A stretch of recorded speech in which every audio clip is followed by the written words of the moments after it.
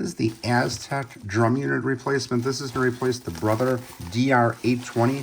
So this works on a multitude of Brother printers here. It works on the all-in-one machines. It works on the single-use machines. I personally use this on a Brother MFC all-in-one machine, and I'm just very pleased with this brand here. I'm a repeat buyer of it, and this is what it looks like in the packaging right here. So when you open it up, you can see here, this is what you get. So basically, this is the drum unit right here. Really nice, high quality. It's got the Aztech label right here, and just really easy to use. It's basically just a plug and play, just like the original Brother one, and just very pleased with it. It does a really great job. It does come with instructions right here if you're not familiar how to change the drum, if it's your first time. If you're a pro changing these drums, it's just basically drop it in.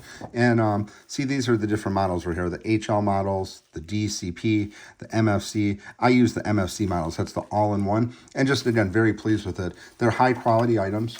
Just pretty much just like the OEM models, and no issues with them at all.